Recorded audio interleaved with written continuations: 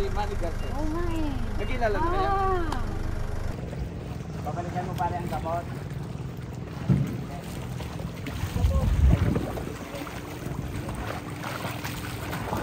Diretso lang po tayo doon. Doon sa dulo, ano? Tayo, dad. Patabisin mo. Ito po tayo dito sa Tandon. Ma'am, tayo po laptop na ulit kayo. Ilagay ko na lang po yun. Tatabi ako kay Sofia. Oh, sige po. Yeah! Parang sa'yo. Gusto niyong sumagat pa po palikod? Ba't ayaw mo mag-overnight dito, Sir Vic? Ay, ako bukas yung magkakali ng mga bata. Alas 4. May duty pala. May collection po yung bunso. Kami po laging dito yung mga bisita namin. Lahat Dito dito din na. Opo, lahat po lahat.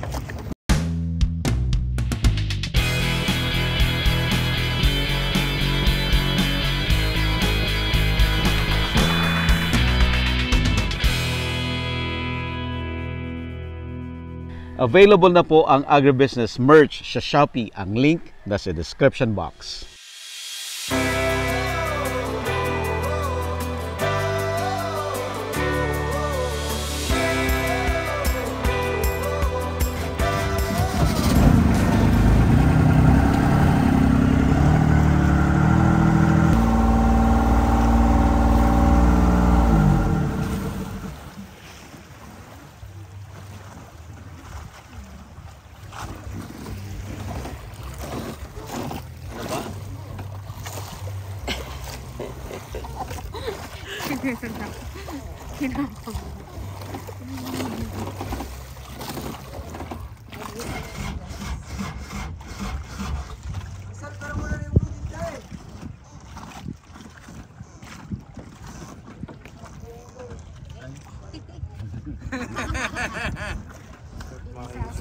Hindi. Makikisuyo po kayo. Kuya.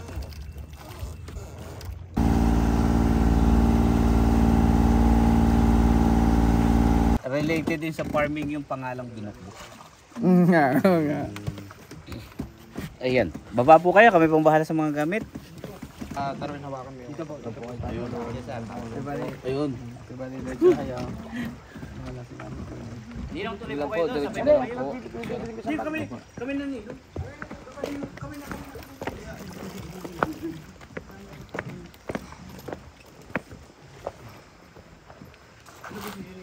Hindi ako yung Balik na ng gamot sa kayo o... Hindi, babalik na ako. Babalik na Tapos, mas ikaw na bahala kayo. Babalikan ko bukas. Sir, tuloy po tayo dito. Yes, sir. Eh, baka bukas sigurado.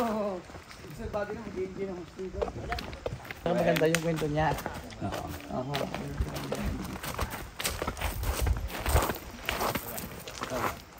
Ito siya sabi from Red Cross talaga. Umaamin ba, sir? O hindi rin? Hindi rin umaamin ka tulad mo? Hindi ako sir.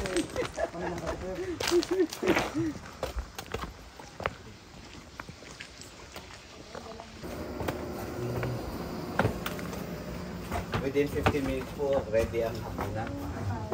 Makasubo na kayo at makapagpahinga na kayo. Ilan po anak niyo? Dalawa po. Matanda na po ako lumande. Kaya medyo... Ano ta? Opo, 6 years old po ang panganay, 4 years old ang I'm Ah, talaga. Asan po sila? Nandun po sa, ayun, sa dinaanan po natin. Nagbahay po ako ng maliit doon dahil ng pag-aaral naman po. Oo. Tapos weekends dito sa lang. Apo, napunta po rito. Ay, yung misis niyo, Ando din po. Siya po. nagtatrabaho pa si misis niyo. Hindi Siya pong katulong ko sa bookings po ng kuwan. Siya po nag-handle ng aking personal account ng Facebook at saka ng aking page. Kaya po hindi makakapag I love you yung ibang babae. Para makakapagsabi ng Hindi ko makakapag siya. Talagang screen na screen. Makakabili ba dyan ng isda bukas? Wala po. Dala pa naman akong iglo. Wala po. Yan. At saka hindi po ako sanay na tinatawag na sir.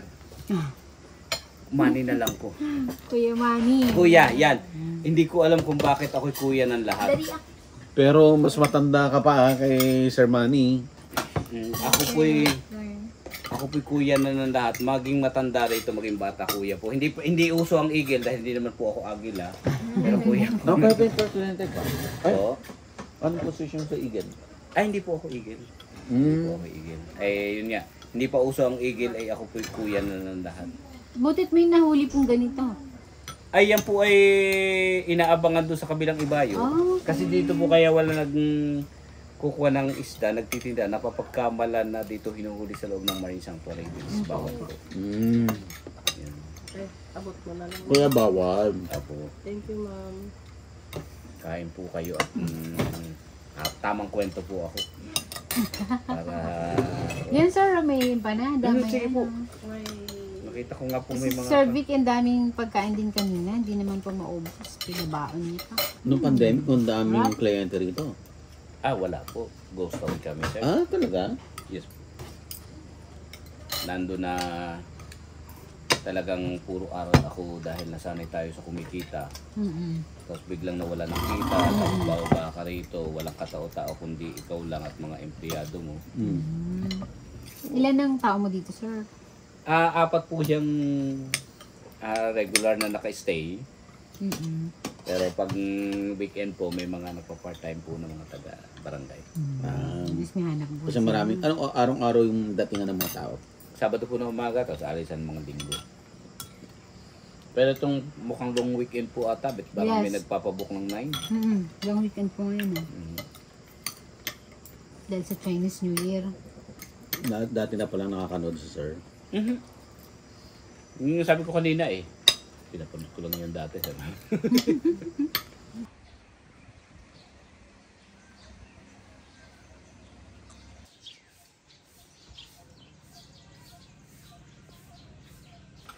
Kayo sir, di na naman kayo kakain. Hindi, tapos na po. Ako po'y kanina pa kuwan. Maaga kayo. At adik po ako sa kape, kaya nakatatlo na akong tasang kape. Yan ang aking fault lagi, kape. Mahilig ako magkape. Kita po dito yung Mindoro. Ari po ang Mindoro natin. Yan pong islang yan, Stingloy, Sombrero Island. Yung sunod na bundok, Mindoro po. Nakatulog po kayo, ma'am? Oo. Nung araw nakapagbakasyon ako doon sa nasa maliit na island. Sarap. Pero municipality siya ng Look. Oo. Talawtaw. Lubang po yan. Part ng lubang Pero yung Island. maliliit. Apo. Maliit siya. Isang island, isang baryo lang yan. Apo. Tumira ako doon ng 3 months. Aba, matagal ho. Hindi talaga nagkuhan. Aba. Yung si agribusiness, hindi nila ako umiimik sa kanya. Nakilala ko kayo. Kasi ayaw kong pangunahan ng ninong. Dahil lagi kang pinagmamalaki, lagi kang sinasabi, lagi kang binabanggit. Hindi ko lang masabi na, kilala ko yan, pinapanood ko yan. Kapandemic yan, yan ang isang pinapanood ko. Well, based sa kwento mo sir, nanonood ka na. Oh. Gusto niyo po, pamula tayo sa pier, pasok. Sige sir. Porter M. Hindi man scripted pero kahit pa paano. Ay, parang akong director Okay lang. Hindi nasanay ako sa mga kaibigan natin po na nasa industriya ng filming. Nag-ano ka ba? Totoo ba yung sinasabi mo na nag-artista ka nung araw? Hindi po, extra. Talaga? Dahil napasama po sa Buffalo Films ang aking ama. Naging kaibigan niya ang director na si Jess Sanchez. Tapos po ay, yun nga, yung nasasama ako. Yung mga extra tumatakbong mga bata. Ano po kayo? Dito, sir? Dito ba? Baba. Ano po? Yun. Tapos binabayaran kami ng 50 pesos per extra. Ang laki nyo rito. Hindi natin, kasi gabi na. Dito tayo bumaba po, hindi na napansin. Ayan. Galing tayo doon, sir. Sige po. Sir Manny, introduce lang kita. Opo. Kasama natin si Sir Manny Garces at andito tayo sa kanyang farm resort. Sir, ang pangalan ng resort mo ay? Binokbok Viewpoint Resort. Binokbok Viewpoint Resort. Opo. Dito po yan sa Barangay Batangas. San Pablo, Bawan, Batangas po. Bawan na to. Yes, sir. Okay. So, nanggaling kasi kami kahapon dito sa San Luis. So, magkatabi lang pala yung San Luis at saka Bawan. Opo. Ayan. Sir, super ganda ng place mo. Salamat po. Kagabi, hindi lang natin masyadong nakita nung dumating tayo kasi gabi na. So, ngayong umaga, paggising, dito natin nakita na super ganda ng lugar. At famous na famous ito, sir. Opo, yun. Gaya sabi ko, wala pong kwenta itong tinulugan nyo kagabi, accommodation natin. Kasi ang pinakamaganda po kay Binokbok is ang underwater world. Underwater world. Yes po. At gusto andyan yung first class. Yes po. Tayo po ay halos 2 taon, 3 taon na nag-handle ng mga awards, yung para Elmar Award na binibigay sa pinakamaganda sustainable na marine protected area sa buong Pilipinas. Opo, halos hinandle po natin yan. At, what do you mean? Kayo ang nagbibigay ng award? Hindi po, kami po ang ina-awardan. May pinakamaganda sustainable na marine sanctuary. Declared po tayo na marine sanctuary since 1995 pa po. Oo. Bakit, sir, dineclare na marine sanctuary itong lugar ninyo? Dahil dito po na nangingitlog ang mga isda. Na siya namang pinapakinabangan ng ating mga mangingisda kapag nag-overspill sila, lumabas sila sa mga fishing ground. So itong makikita dito sa loob ng dagat ay parehas yan, yung isda na pangkain at isda na pang ornamental fish. Halos lahat po ng isda na saltwater fish is nakakain. Dito lahat. Opo. At nakakain. Pati yung mga makukulay, yes, nakakain po. Yun. Maaawa ka na lang kainin. Kasi kung makikita mo, ay nasa aquarium yan. Pero ang totoo, lahat yan masarap. Pero ang isda ng Binokbok, hindi natin makakain dahil naka-designated yan para mangitlog, manganak at magparami para naman po sa kapakinabangan ng ating mga maliliit na mga isda. So yun lang. So kung ano yung umalis dito at hindi na part ng declared sanctuary, then yun ang pwedeng makain. Mahuli. Dahil po for every para po yung lugar sa isang lugar na for every square meter, ganito lang ang allotted na population. Ganito rin po sa dagat. Itong lugar na to, ganun pa rin lang ang population ng mga isda. At yung mga lumalabas, yun po, yun ang para sa pagkain naman natin. Ibig sabihin, yung lumabas, probably nakapangitlog na yun. And pwede pong sila yung mga anak. Mga anak na. Depende po yan. May mga hindi natin alam kung ano bagang lingwahe or anong cycle nila sa ilalim. Kalimitan po, nare-retain sa amin, minsan ang naiwan yung maliliit. Minsan naman, ang naiwan yung malalaki. Opo, hindi, yun. Medyo malalim na sa pag-aaral na yun. Okay, later, i-experience ni Sofia at saka ni Ella ang scuba diving. Scuba diving. Yan. Ako po ay pass muna. Pass muna dahil marami akong trabaho, excuse. Okay, sir. Opo. Puntahan natin, libutin natin itong property ni Sir Manny ay hindi lang dito sa buhanan ng dagat, kundi it's a 30 hectares ba, sir? Hindi naman po. 10 hectares lang naman okay, po. 10 hectares. Tinrepli ko yun. 10 Sana hectares. Sana mabili natin. Yeah, para 10 hectares is 10 hectares. Yan.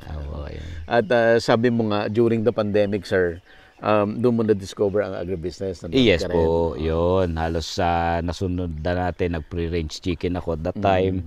Nagkamo-kamote. Kasi hindi natin alam kung gaano ba katagal. Which is salamat naman sa Diyos, natapos na. Natapos na. So balik na, back to normal. Back to normal. Ang negosyo. And tourism industry uli po tayo. Yeah. Si Sir Manny, ikakwento niya sa atin paano yung kanyang business model, paano siya kumikita dito sa tourism at saka dito sa kanyang 10 hectares property. Opo. Let's go, sir. Yes po. Gusto ko unang makita, sir, yung bundok. Yes doon po, tayo mag-start. maglakad-lakad po tayo. Okay. Pero bunso, sa ilalim marami yan. Malalaki. Kung tingnan mo, parang dahon lang. Pero isda po yan. Isda yan? Opo, batfish. Oo nga. Opo. Yan ay lumalaki ng ganyang kalaki. Oo. Yan, isda po yan. May nakikitang ganyan kalalaki sa ilalim? Sa ilalim. Wow. And school, hindi isa. Dito po, Ganun sila? marami. Wow. Tapos dito ang mga isda po, ang tawag namin is hindi school, university. Sa dami. Sa dami. Oo. Isda pala. Isda po. Yung mga juvenile po na batfish. Nakalimitan, makikita dito sa gilid. Paglaki na nila, sa palalim na ng palalim. At may tinatawag kaming bat cave sa ilalim, which is kuweba, around 26 meters, na doon sila nag-i-stay. Nandun lahat yung mga isda. Kaya tawag namin bat cave kasi puro batfish ang nasa ilalim po. I see. So nakikita niyo po yan. Sir, part ng property mo Apo, to, na? part po ng property natin yan. Yan lang po ay nililis. Mas naging komportable kami na may ibang mga businesses din na pumapasok sa amin. Ililis nila ang lugar 10 years, 5 years, depende po sa gusto nila. Rather than ikaw lahat ang mag-develop at ikaw lahat ang mag-manage, mas gusto mo na iparent mo yung isang space at sila nang bahala mag-operate, then rental na lang yun sa'yo. Apo, yun po. Tapos po, hindi naman natin kayang lahat trabahuin po kung ako lang sa sarili ko at mga tao namin. Kaya po, mas okay din lang. At least nabibigyan din natin sila ng hanap buhay. Hindi lang po yung tayo ang naghahanap buhay. Magandang business model yon, kakaiba. Kasi ang thinking ng iba, pag may property ka, gusto niya siya lahat, no? Pero nakakaiba yung naisip mo, sir. Ha? Paano mo naisip yung concept na yan? Kung hindi ko, sir, i-leverage, mahihirapan ako sa marketing. Although, madali na ngayon mag-market through social media.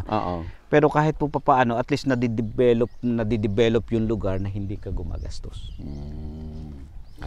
So, long-term lease ba yan? Long-term lease po lahat. Okay, so after that, pag nag-expire, it's either mag-renew sila or iti-take over mo na siya. Apo, kung take over naman po, linisin uli namin, gawin uli namin, tapos pag may dumating uli para sa long-term lease, ganun ulit, pang Ganun po long-term lease ulit. Oh, I Apo. see. Ayan, sige sir. Apo. Ayan. May nakikita akong ano ulit. Kamukha niyo uli. Sir, thank you so much ha. Opo. Grabe naman. Actually, kuwan ito ng ninong. Siyang Ang ganda. Sobrang na-appreciate ko. Yan. Nandun ang photo ng buong lugar. Yan. Okay sir, bakit Binukbok Viewpoint Iyon. Resort? Napakaganda pag-usapan natin, sir, yung Binukbok. Okay. Saan ba nagmula yung Binukbok? Mga 1970s daw po, napalawak yung kaingin. Sabihin natin, kaingin ang ginagawa rito. Okay. Noong naman time na yun, siguro wala pang pagbabawal ang gobyerno para sa kaingin. Napalawak, and sa sobrang lawak niya, nag-wildfire. Almost 5 hectares na kain ng apoy. Ng apoy. Opo, yung pagkakain ng apoy nito, yung aming mga magulang, mga ninuno, hindi na nila nataniman, hinahagis na nila yung butil ng mais. At itong butil ng mais na to, hindi na kayang anihin nila. Wala nang tumanggap ng market nung nagsilaki na. And portion by portion, merong mura pa yung mais, merong magulang na dahil nga hindi na kayaning putihin dahil almost mahigit pa raw nga na 5 hectares yung nataniman na nabuhay yung mais. Inabot na ng bukbok. Yung bukbok is insekto, weevil sa Ingles. Parang pinupulbos niya yung butil. Binubutas niya, tapos parang may pulbos-pulbos. Apo, hanggang sa ipinamimigay na yung mais sa mga mangingisda, mostly mangingisda. Punta na kayo doon, binubukbok na ang mais. Saan ka galing? Galing doon sa binukbok ang mais. Hanggang sa salin salita, tinawag na yung cove as binukbok. Doon nag-umpisa. Tapos po, nung marami nababantutan or napapangitan sa salitang binukbok, mga kaibigan natin na from NCR, mga negosyante rin, sabi, pangit ang binukbok. Bigla nating naisip na ilagyan ng viewpoint. Pero ang unang rehistro po ng aming ama as business is Binukbok. Yan, kaya doon nag-umpisa po yung pangalang Binukbok, sa binubukbok na mais. Na mais, ayan. Definitely ngayon, wala nang binubukbok. Wala na po. Dahil, mga kahoy na lang. Kumikitang kabuhayan na talaga ito, sir. Sobra. Hindi ako malihim. Kumikita na. Kasi ina-appreciate natin at biyaya po. Welcome. Apo. So ito yung mga gamit, sir, no? Para Apo, sa scuba. scuba. Pero wala pa po dyan ang iba. Sa loob pa po ng bodega natin. Dahil pinoprotect po natin na hindi mainitan directly. Tapos hindi rin maulanan kasi ng acid rain po. Tapos meron na rin tayong compressor para po hindi na namumroblema sa hangin na dadalhin natin. Oh, okay. Oo. Tapos before, nagkaroon ako ng woodworks. Oh. Mahilig ka rin. Oo. Anong ano mo, pintuan? Pintuan, yun, yung mga mesa dun sa baba. Hello. Mahilig ako sa kahoy eh. Ay, sa makikita niyo yung bahay ko. Hindi naman puro kahoy, pero tapos nagpabahay kami, yung makikita niyo mamaya, mga pinto namin puro bintana. Puro kahoy. Yung Mulabi natin, which is Munlawi naman in terms sa Batangas. Oo. Mulabi in yun. Sige sir. Apo, ay dahan-dahan tayo maglakad. Medyo hiningal na kayo paakyat din. Agad no? Kapiraso pala. Apo, kapiraso pa lang. Dahan-dahan tayo. Inuupahan po sa atin yan. Ito po 200 square meter ang kinuha niya. Oh. Which is 2,000 per month. Pero may increment po every year. Para ngayon pumapalo na po siya ng 3,500 ata o 3,600 po per year. Tapos sila, Per month, sorry. pwedeng magrenta na lang ng equipment sa'yo. Hindi naman, magpapadive pwede sila. rin po. Ang ginagawa po nila, sa amin binibigay ang trabaho. Okay. For Yung guest nila, di mas maganda yung ganun. Yan, ito may resort po dito, yung Swim Travel Resort. Maliit lang kinuha niya. Almost 200 square meter din po. Ito yung kinikwento nyo kahapon. Apo, tapos may rest house dun sa tabi niya na dati naka-tent lang. Nagtayo na ng kubo. Ang ganda ng huni ng ano.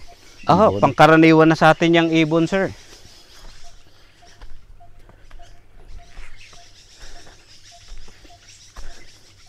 Itong kinuha niya.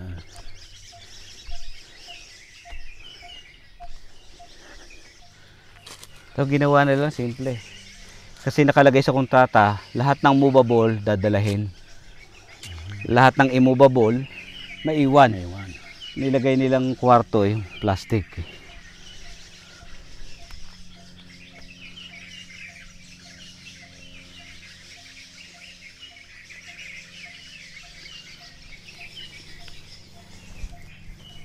Sabihin niyo po kung hindi niyo kaya umakyat. Kaya sir. Dahan-dahan po tayo. Kailangan lang magpahinga. Ito, ang ganda. Ganda ng spot niya. Ang dagat siya.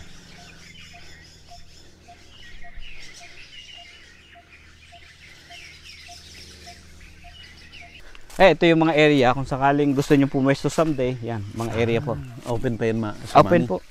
Open po yan. Ito yung sinasabi kong rest house dati na malawak na. Almost 300 square meter ang kanyang Kinuha niya. kinuha. Yan. Yan, Ito. kubo lang, nagtayo ng kitchen, nagtayo ng CR. Pupunta rin siya dyan. Apo, halos nandyan po. Hindi, si Ma'am Che nandun Ha? Bukas pa babalik. Tapos yun, pag umaalis, nagpapaalam, bahala na kayo sa kubo namin. Which is hindi naman namin talaga pinapasok po. Ito mga area, yan pwede rin po sa tabi nila. Hawan lang. Kasi noong una po, ang area niya is ganito rin. Hinawan lang. Ito is 3,000 per month kasi almost 300 square meter po ang kanyang Kinuha niya. kinuha. Dahil gusto niya malawak na kuha. Tapos nagtatanim-tanim ng mga kuha ng tanim. Tapos ang tubig namin dito, yan, may mga tangke kami. Galing po sa bundok.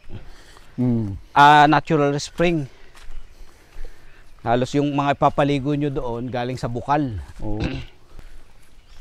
Yan, ito yung katuktukan po na mababang level. Kaysa dalhin ko kayo sa second level. May mas mataas pa. Doon na po. Mga times 4 ng ganito kataas. Kung gusto nyo akyatin. Maganda din, sir, pumayos. Ang view po, sarado ng mga puno. Walang makita. Apo. Yan, tuloy po kayo sa aming pamamahay na walang tao. Wow. Kundi ako rin lang po. Dagat din dito pala. Dagat din po. Nakaganon kami dito. Yung parang dagat din po yung dulo. Parang daliri. Apo. Yan, tuloy po kayo. Medyo makuwan nga lang. Yan. Ito yung mga wood mo. Apo. Yan, ayan. Yun, Itong lumang bahay, sir. yung sa amin. Sa tatay mo. Sa mga ina. Yan, yan. Sa mother side mo pala. Ayan, akyat po kayo. And then medyo Ayan, pasensya. sir, ganda ng grabe naman. Ba? Ng, ano, sir, grabe ganda ng ano mo, kahoy mo. Magkakabulan pa. Mulabi. Ikaw, Mulabi. kayo nag-ukit nito? Yung aking taga-ukit po. Galing.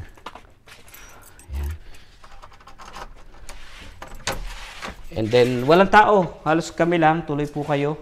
Medyo madumi nga lang. Yan. Ito, ang ganito. Yan yung tawag dito, yung bayuhan. Oh, tapos sila nagyan mo lang ng ano? Nilagyan po natin ng kuha kasi wala na namang gumagamit ngayon, puro ginigiling na. Nung mga bata kami, nagbabayo pa kami. Oh, antik to. Opo. Ugat daw ng nara, sabi nila. Pero siguro, puno ng nara, kung ako ang tatanungin. Baka ugat. Opo, pwede. Lusong ang tawag. Yan. Lusong, oo nga. Yan. Kaya pasok po kayo, tuloy po. Yan. Ang mga pinto natin, Grabe. mostly pong kuwan dito, yung kapatid ko nasa Italy ang gumastos. Grabe yung craftsmanship din niya. Apa, marunong.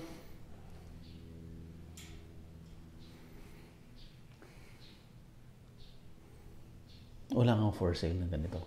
Wala po. Ganda, anong detalye, ha? Awa.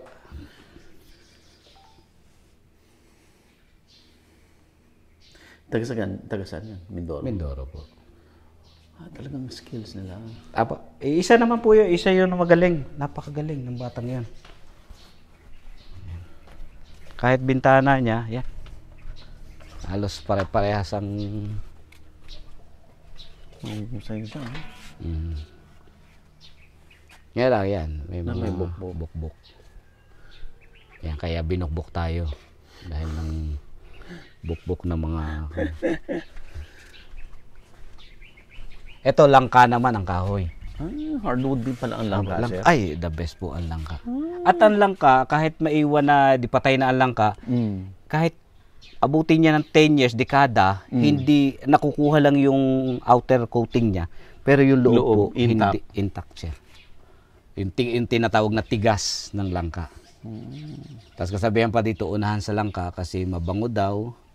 Mas kung gagawin dumuro sa opisina, mas malapit daw doon sa ang mga tao kasi ito naman mulawin. Ayan. Ibig na mulawin. Ito naman sila unang bahay. Oo. 19 tinamaan ng ano, sayang. Apo. Halos kailangang isakripisyo ang isang parte. Sana minob nyo na lang konti dito. Tinamaan. Yun nga po, hindi natin na under. Yan. Parang old house din ng ilalim. Apo, sinaunang bahay namin, inangat lang po namin. Kaya Apo. hindi na nag-move. Apo, hindi na po kung ano pong original, sinundan lang po namin. Tapos yun, yun ang dati kong kulungan po nung nagpe-pre-range chicken pa ako. Yan, medyo masukal na nga lang at bibihira na po akong umakyat dito. Yan. Ilang taon na itong bahay na ito, sir? 1952. Ganda ng ano? Yan. Yan, si Pungkuan. Antik yung mga kahoy niya. Apo, mga mulawin din ang Pati yung mga poste-poste. oh. Tapos marami pa akong kahoy. Mahilig po ako talaga sa kahoy. Yan. Talaga, sir? Yung mga kahoy akong... Hindi yan. pa nagagamit. May mga design na kahoy. May mga design ng dahil sa natural design ng kahoy. Oo. Mahilig po ako sa kahoy.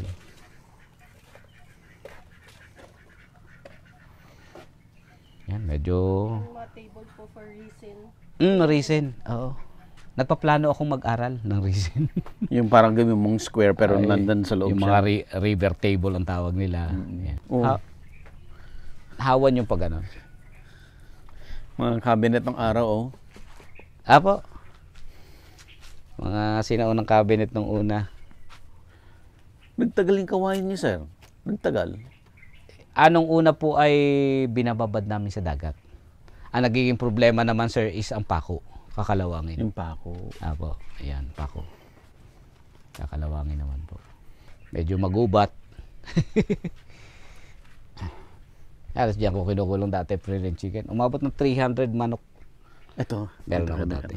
Opo. Wala na ngayon, sir. Wala na po. Kukunti na. Halos aanim na yung nag-iwan lang ako ng alaala. Maganda dyan, sir. Aba, kwan din, overlooking po. Kailan po cliff yan po. Ito talagang sinarado mo to, secluded para sa inyo. Apo, sa lalo na. Nasarado lang po yun nung kapandemic kasi ayaw namin may papasok na iba. May makikita pa tayo dyan, sir. At doon po tayo dadaan sa bandang yun. Tapos, Darwin, mauna ka doon sa area na yun. Medyo madawag lang po pero sabihin nyo po kung hindi kaya at tayo po ibabalik na. Pero may view po doon. Dapat nagpalit ako sa sapatos. Pero okay lang po kayo. Okay lang, sir. Apo. Patag naman po, are. Actually, ito po yung kalsada. Ah, kalsada to. Kalsada po.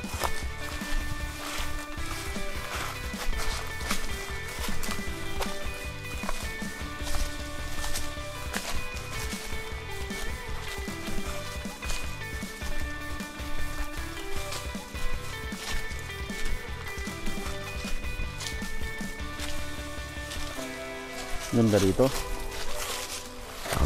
Ang panalo po namin dito, ang aming hangin, walang flavor. Walang flavor.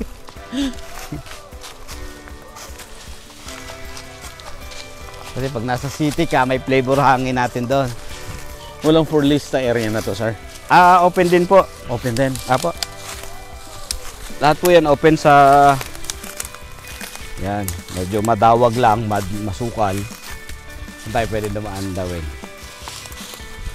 Yan. Available na po ang Agribusiness merch sa Shopee. Ang link nasa description box. Agribusiness, how it works. Instruct, inspire, succeed.